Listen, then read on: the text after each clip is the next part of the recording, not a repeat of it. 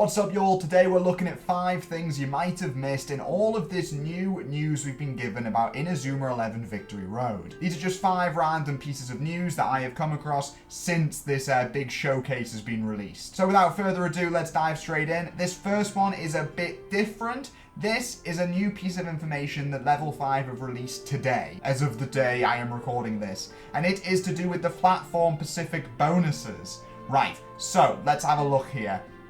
If you can remember, the original idea was each console that they would release it on, or at least each batch of consoles, so Nintendo Switch / Nintendo Switch 2, PlayStation, PS5 / PS4, Xbox, Steam, etc.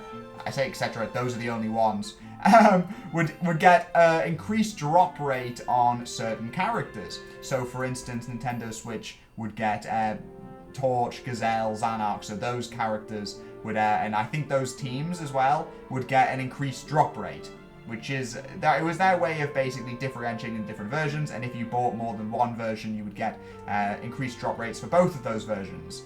So you theoretically could buy all the versions and get increased drop rates for all of them. There was a bit of confusion about whether this was increased drop rates or exclusive drop rates. You know what I mean? If the characters were completely exclusive to those versions. But that was never the plan. The plan was always for it to be a case of, right, I'm buying the Nintendo Switch version, I've got a better chance of getting Torch. Not, I can, I'm only able to get Torch, I can't get Alpha, Byron, Lancer, etc. But they've changed that, I think, probably to do with that confusion, probably to do with people saying, well, we don't want these increased drop rates, they're a bit stupid, you know what I mean, getting it for just one character on this console, I don't know.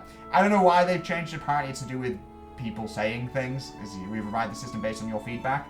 I didn't see any of the feedback, but who knows, this is what they've done. Maybe to make it less confusing, which is funny. I'd argue they've made it more confusing. So, 3 weeks after the release of the game, it's going to be like how it was. The increased drop rates for those groups are going to be there for the 3 weeks after the game comes out. Then, every 2 weeks, it'll swap to different groups. So as we can see here, Nintendo Switch will follow this one. 3 weeks after release, Group A gets their recruitment rate boosted. Then, for the next 2 weeks, Group B, which is Alpha, Beta, Gamma. Then for the next 2 weeks after that, Group C, Byron, Helio, Quentin. Group D, then the 2 weeks after that.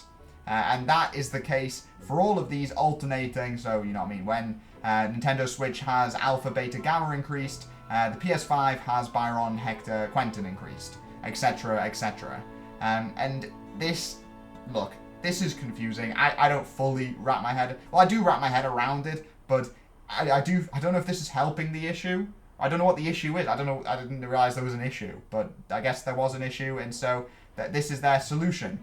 And we can see here that it will let you know before a match. I hope this is, like, there's an option to make it so that this doesn't come up in front of every match. I assume this will just be like when you start. You know what I mean? When you start a match at the beginning of one of these periods, they'll be like, right, your chance of getting Torch over here, that's increased. So as you can see, purchase on Switch 1st to 3rd week, you'll get this, which tells you that these characters have a boosted chance, or I'm sorry, these teams. And then purchase on Switch 4th to 5th week, Group B, they're increased. And you can purchase multiple versions of the game to activate multiple boosts at once. Purchasing the game on multiple platforms will increase the number of boosted groups, allowing you to speed up your overall collection progress. Wow.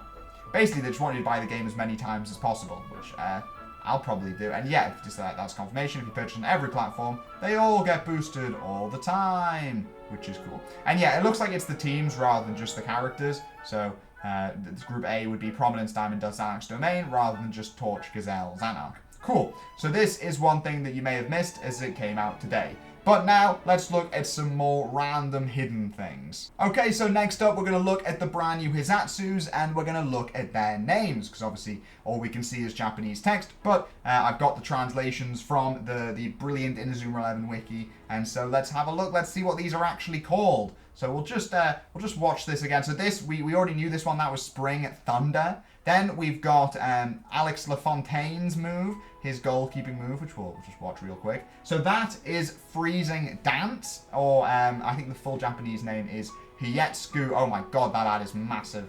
Higetsu no Mai, otherwise known as Freezing Dance. Then the next one over here from North Bright's person, that is Sunshine Blade. Then we've got this from Northbright's goalkeeper. This is Gravity Desert. Nope, that went by so fast. Right, so let's work this slowly. Freezing Dance, Sunshine Blade, Gravity Desert, and then we've got this, which is Tenku Thunder, otherwise known as Heavenly Thunder. That's what that translates to.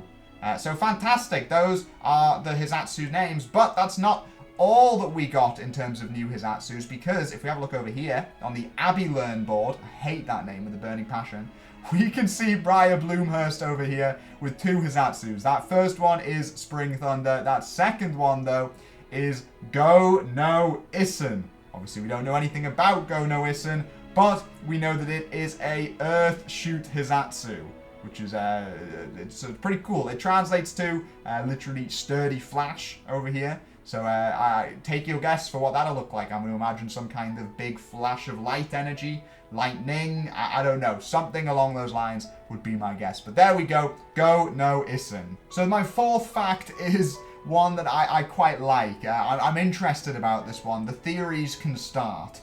This is to do with these rival teams, namely to do with this one in the top right corner. Right? Yeah, top right corner. Namely to do with this fella that my mouse is on, with the goatee and the interesting trim. Because doesn't he look a little bit familiar? Do you not think? Well, this guy, if you don't remember, is Anarchy. He was in Chapter 1 of the story mode. As we can see, he was the original Thug A. And I think we did the focus squabble with him, if I remember correctly. But it looks like it's the same guy. And it doesn't, I imagine it's not a coincidence. So it looks like a big old Anarchy here is going to be on the dog team. Which is crazy, I guess. So I guess this might be one of the first teams we take on. I mean, this is just theorizing at this point. But because maybe there's something to do there with Briar Bloomhurst fighting with the members of this team, or it's like a reveal that, oh, the hoodlum that we fought, the thug, was on this team, the dog team, whatever this team ends up being. I'm convinced it's like a Polestar type thing, but I have no idea. But yeah, Anarchy makes his return there. Pretty cool stuff. Anyway, the final fact that I have is to do with this big screen. And this is pretty cool. So this is a list of all of the features in the game. And there's one here that we don't know anything about, and that is here, Sixth Sense. Sixth Sense. They're crazy. They're still putting new features in the video game. So Sixth Sense, look, I'm going to be honest with you all, not a clue. This is where I need you guys to come in with your theorizing. What is Sixth Sense going to be? I have one little potential theory, and that's maybe it's to do with these real skills that we've seen. You know, the ones where they can do the rainbow flick, they can nutmeg people. My guess is maybe Sixth Sense is to do with that, and that's, you know what I mean? Maybe it's to do with how we activate those real skills. I don't know. I'm just going, well, this is something new. Maybe there's something new to go with this something new. But look, when I think of Sixth Sense, I think of like we're unleashing like hidden powers. Maybe it's vaguely to do with Awakening. Yeah, Awakening's here. Oh, I guess Awakening putting hyper power-ups. Maybe it's to do with Awakening. Sixth Sense and Awakening sound similar. I don't know. Maybe it's to do with... it was because I feel like it's something to do with the match. Maybe it's to do with slowing down the match. I don't know. Maybe it's to do with tactics. Not a clue. My honest guess would be real skills, but that's just a complete and utter guess. But you probably missed it. You probably didn't know that Sixth Sense was now in the game. It's a new feature. It sounds like Spider-Man. It sounds like a Marvel DC superhero type thing.